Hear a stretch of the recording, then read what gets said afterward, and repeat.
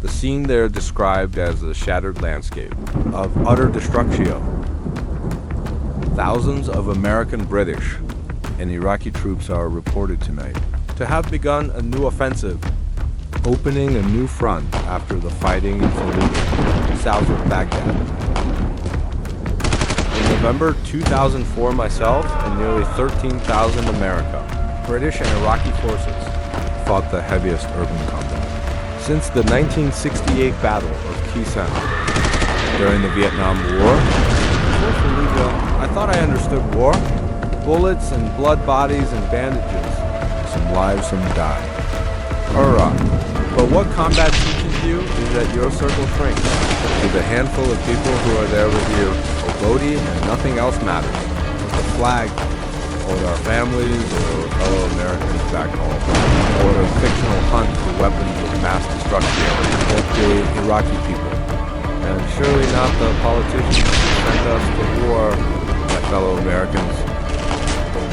Major combat operations in Iraq have ended. In the Battle of Iraq, the United States and our allies have prevailed. When I was ordered to assault Fallujah, I was one grunt assigned to Alpha Company, 1st Battalion, 8th Marines, and the story you're about to hear is Arpleton's house-to-house journey through the bloodiest war on Earth. Our platoon fought alongside thousands of Americans from across the United States. Husbands from Pennsylvania and Texas, brothers from Georgia and Massachusetts, and sons from Alabama and Mexico City. We were ordered to fight and did whatever we had to do to survive. This is our story.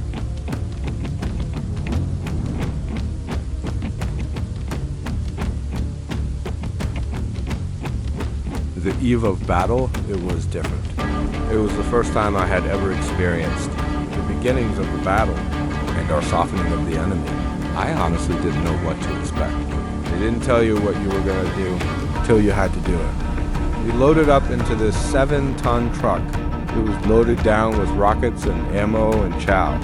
I just remember sitting there watching these Marines, sitting on these rockets in the soaking rye, and they're telling jokes. They're happy, they're excited.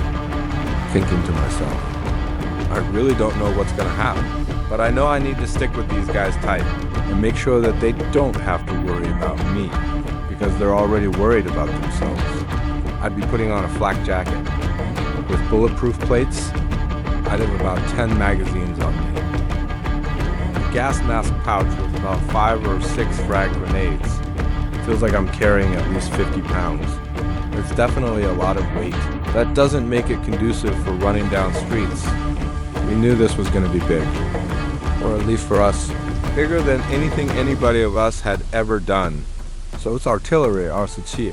So we're just sitting there anticipating what's to come as we bomb. White phosphorus is literally raining down out of the sky as these artillery rounds are going off. It looks like just hot, molten lava falling out of the sky and fanning out and burning. Terrorists alive, and it was the most spectacular display of American fire I've ever seen. There was just a lot of fear building up in our minds. As a 19-year-old, I was in charge of the care of 30 Marines, the weight of being a corpsman. For an infantry platoon squad, it's so much. I always hoped I would never be called. Oh, I was a captai. And so my focus is about 200 Marines down, and getting them prepared. To do whatever the Marine Corps needs us to do. To do whatever the Marine Corps needs us to do. Getting the mission accomplished and doing right by the Marines at the same time, that's a tension it always is for any leader in any combat and situation is Marines get the job done. People start shooting, and you can see machine guns going and tracers. And we're just there waiting for all of this to go down until we get the word to go in for me. It's just a question of how will I perform. Will I be the person that I need to be to serve? The platoon weighs heavy on you. You trust your squad leaders, your platoon commander, your platoon sergeant, but you believe in the guys in that Amtrak. It looks like a tank that carries people in the back. A couple guns up front, it smells like diesel fuel. Other sweaty Marines that are dirty. Stink grenades clanking together, and everyone trying to get comfortable, wedged together, pressed tightly. We're kind of checking in on each other, like, are you guys ready for this? And there's this big feeling of anticipatio. The drone and the hum of those diesel engines firing up and moving, and it was just so reminiscent of what scores of Marines have done in the past on islands like Tarawa and Palau, and what Army Rangers have done on the beaches of D-Day. And we thought, well, we're in our finest hour right here, right now.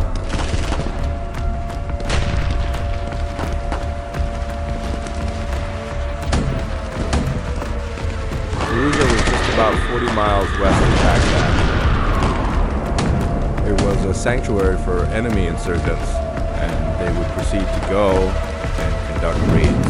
In Baghdad, they run it. Do bombing skillfully. Come back rest. Rearm and refit in Fallujah. In September of 2004, the 1st Marine Division was given the direction to commence planning for an assault into Fallujah. I thought there was probably 2,000 enemy in the city at the time. We're talking about a city that's about 12 square miles that had a population of 160,000. The enemy had been able to build up for 6 months. Prior to us getting in there, it was going to be a vicious fight. So they built up, and they came up from all over the Middle East. And urban fighting is a battle that no one wants to fight. But you have to fight, because you don't know what's on the other side of that door. You got innocent people within the city, and you have to be protected over that. So you versus civilians, and you versus the fanatic enemy. And that's a recipe for disaster within itself. We were pretty limited on how many bombs we could drop on the city because of the fear for civilian casualties. We would drop a bomb on a building, and then all of a sudden, you would see a daisy chain of explosions along the road, and these were IEDs that had been placed on the road, waiting for a platoon of Marines, for soldiers to come down the road and ignite the IEDs. We spoke to one large group proud of pushing the city.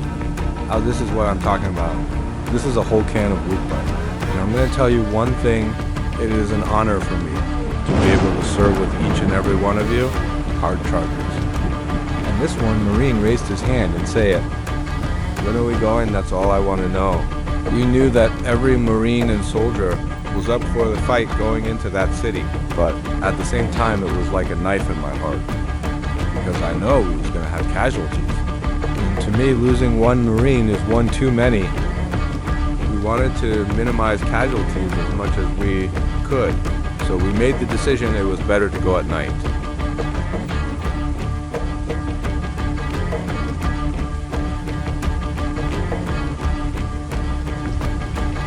Riding through the streets of Fallujah at night, you hear gunfire smell, just sewage.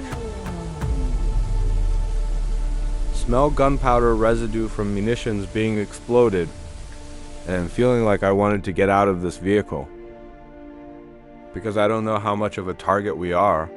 It felt like we were going too slow, and I just wanted to get out and be able to shoot back. I hear the ramp drop and slams on the ground, and people yelling, I'm the first one running out. And I run down this ramp, clank, clank, clank, and take a step and a half, and then I fall, get up and try to scramble, and see what I just had stepped over. And it was a dead insurgent, and I could see in the darkness that one of his arms wasn't there anymore, just this vacant stare of death. Two, realizing that yes, this is in fact a real battle. I've literally come face to face with death right here. We're getting shot at from every direction. If you were to walk down a hall, every door was opposing a big window. You'd have to run, because as soon as you cross that door, a round would snap and hit the wall behind you. So it's like it was just crazy they was drugged up. They didn't care they was there to die. The battle is not won by commanders. It's won by the frontline battalion, the one that had to go into harm's way, clear every building.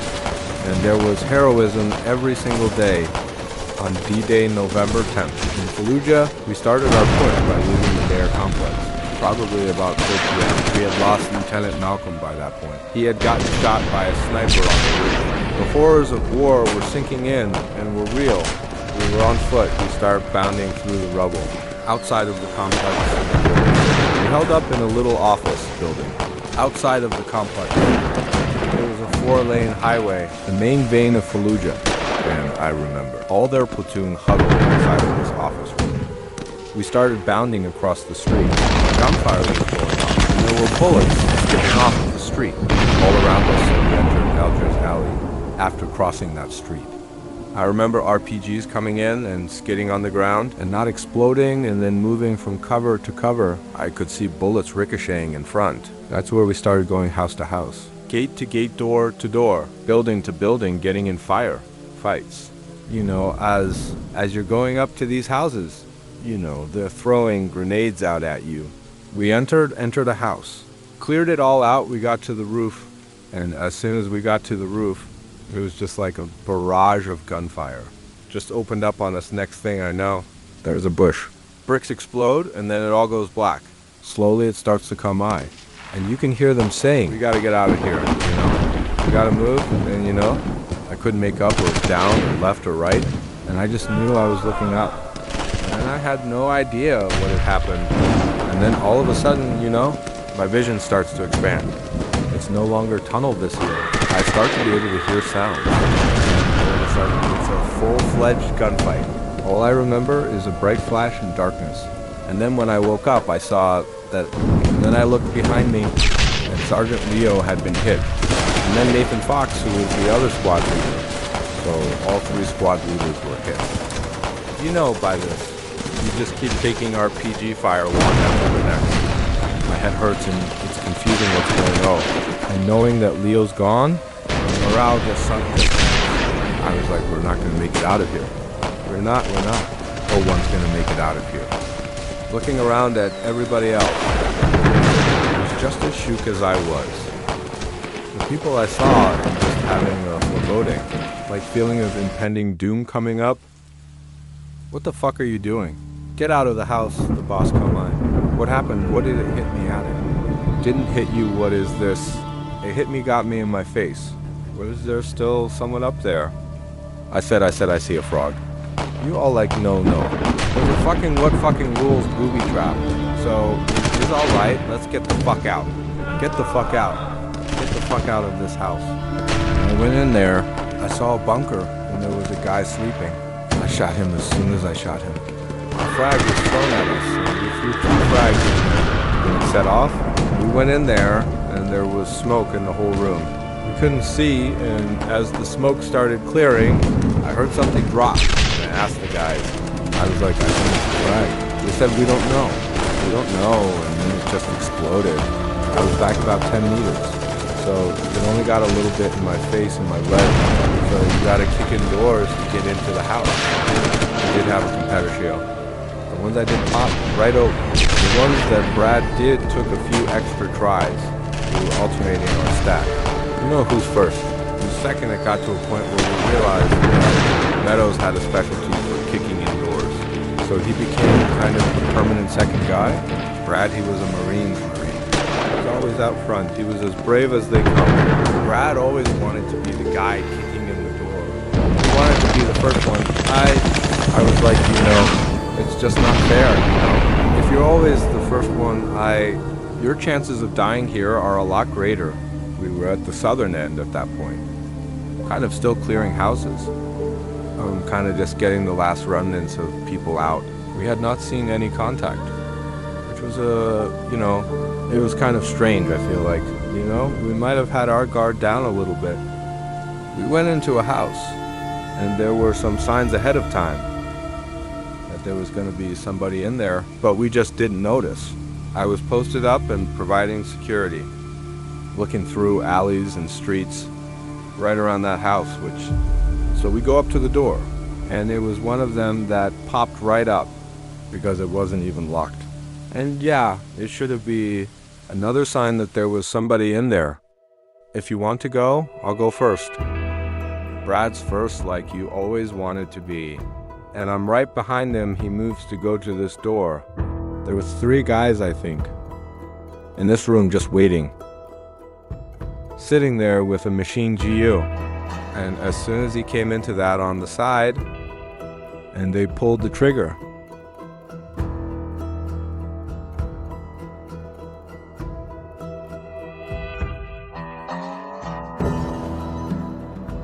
it was really loud. At least 20 rounds just right into him. And he just dropped, hit the floor. After the gunfire, you're checking what went where. PRR is going crazy. I'm reporting contact. I'm talking on the radio, and then boom. These guys jump out of this window in front of me. And I'm like, oh shit. I pulled my rifle up as fast as I could, and I just started squeezing the triggers. I could see I hit them, but they didn't go down. I think he was dead before he hit the ground. He never moved and never made another sound.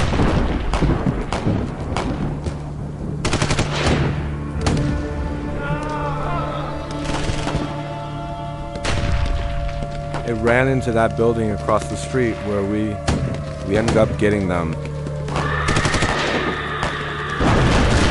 It decimated the house that they were eyeing and killed them. They yelled for Gorman up, and they went back in to grab their cloth. And they drug him out, checking his pulse. I can't find a pulse. I'm trying to listen to see if I can hear him breathe. I can't hear him breathe, trying to figure out why. There's not as much blood as there could be. And I look down and I can't find a pulse, because my fingers are inside his wrist. And then I look at his face, and his lips are turning blue. At that point I knew he was dead. That runs through my head every single day of my life. I was kind of lost at that moment. I was very emotional. I was really emotional. I failed to do my job, and it was hard. It was hard to look at my worry's face after that, without feeling like I let him down. You didn't fail us. What at all? What at all? Not once, Ma. All at once. All right, brother. You didn't. We never thought that. I still don't want, never have. You always had our back, all right? It's never changed. Okay. Let's never change, bro. Got you, Ma.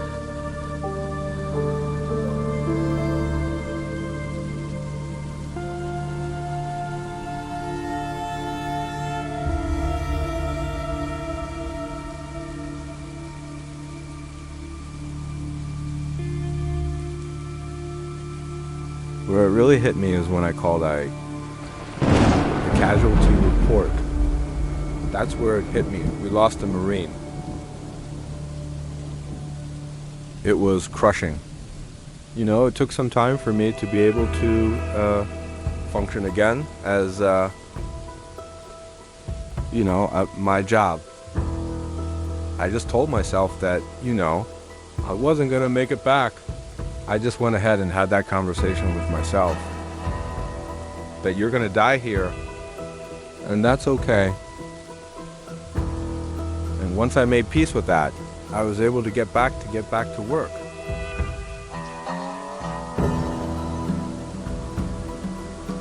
Well, actually kind of happened Thanksgiving Day here. And on the news, today in the streets of Aluza, we had so many people killed, and I just went, I wonder if that was Bradley. He'd gotten injured twice before. So when they called me, I saved that number. I get in the car to drive home, and it's on a real hilly road. So the signal was coming in and out, and that number pops up from the Camp Radio on, and he said, Miss Faircloth, where are you? And I said, why I'm driving. He said, how far are you from home? I said, I don't know, I have 30 minutes or something. And he said, do you need someone to come and help you drive you home? I said, what happened to Bradley? I'm not at liberty to say. I said, dude, but are you okay to drive? you got to say nothing else. So you got to say I get down to the road I live-o, and I took my foot off the pedal. It hit me that I was not going to have to guess anymore. I know